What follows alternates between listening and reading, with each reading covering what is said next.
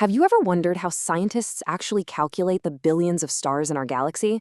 Or how computer storage scales up so incredibly fast? Well, the secret is exponents. Okay, let's dive right into this explainer and build your ultimate mathematical toolkit.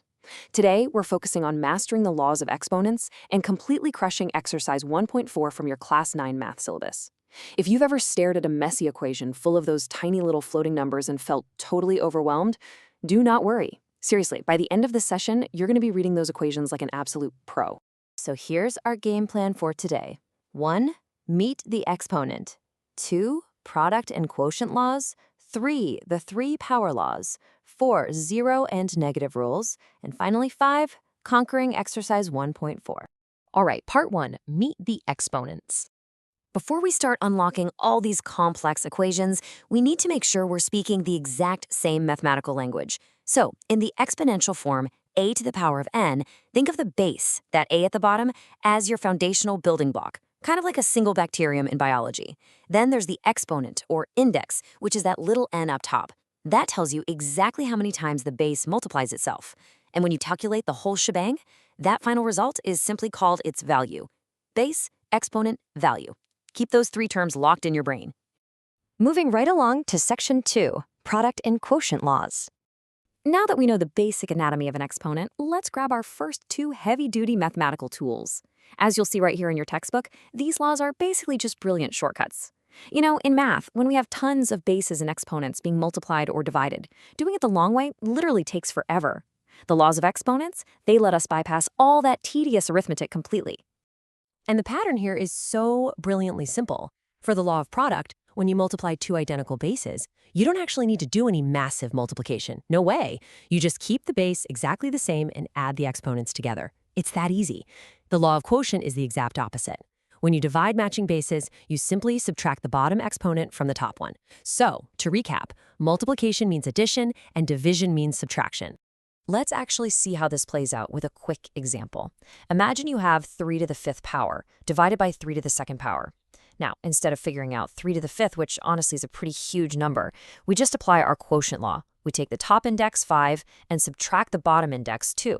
That gives us 3 cubed. And 3 times 3 times 3 is just 27. See what we did there? We instantly simplified a really messy fraction down to a clean, easy integer. All right, section 3, the three power laws. Okay, so we've mastered multiplying and dividing separate bases.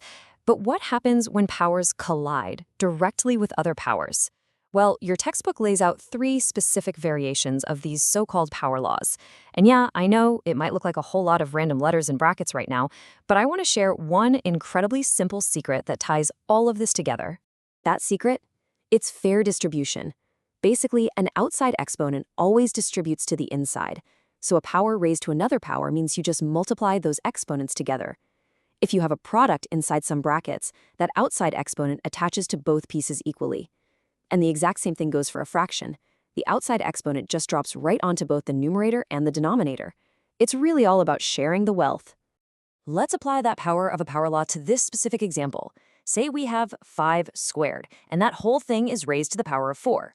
We definitely do not need to calculate 25 to the 4th power. Scratch that.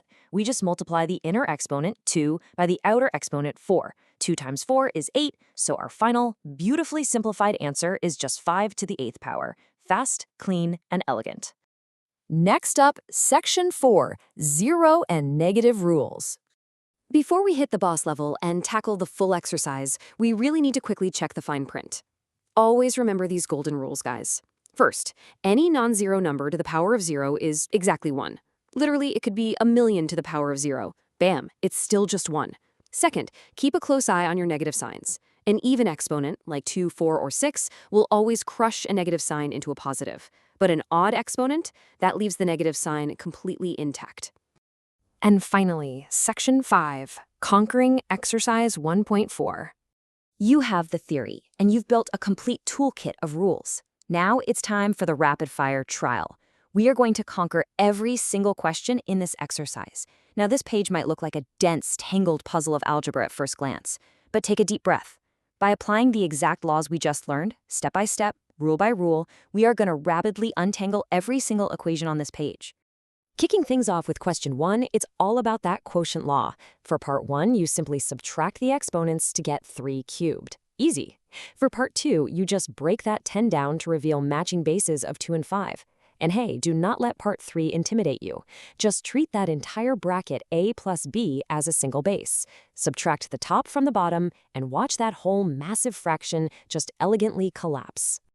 Moving right into question 2, we're going to lean heavily on the product law. The bases match, so we simply add the exponents together. 4 plus 5 is 9 for part 1. 5 plus 2 is 7 for part 2. And for part 3, pay really close attention here. Adding 3 and 5 gives us 8, right? Well, because 8 is an even exponent, it acts like a magic eraser. It completely wipes out that negative sign to give us a positive 4/5 to the 8th power. Let's keep the momentum going. In part 5, just distribute that outer cube inside. In part 7, you're just adding 2, 3, and 5 to get an exponent of 10. And boom, another even number wiping out our negative sign. For part 8, honestly, don't let the alphabet soup scare you. Just group your m's together, group your n's together, and group your t's, and then add up their exponents separately. Finishing out question 2, the logic stays beautifully consistent. Whether we're organizing variables algebraically, dealing with fractions, or handling more negative bases like in part 12, the core rule stands firm. Find your matching bases and just add the indices.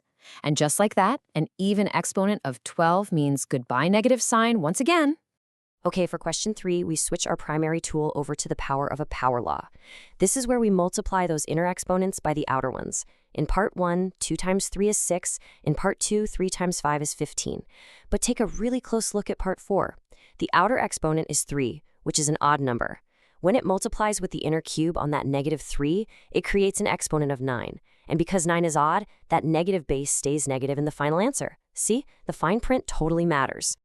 Finally, let's see how this all builds up to the most complex pieces of question 3. Just look at part 8. We are literally stacking our laws here. First, you add the inside exponents to get m to the 10th. Then you multiply by the outside powers. 10 times 2 times 5 equals 100. Guys, you just effortlessly calculated m to the power of 100.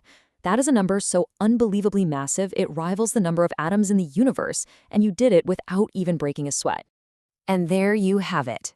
You've learned the exact anatomy of an exponent. You've built an incredible toolkit with the product, quotient, and power laws.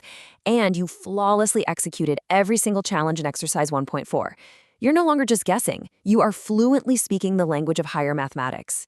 So with these brilliant shortcuts permanently locked into your brain, what complex mathematical puzzles are you ready to unlock next?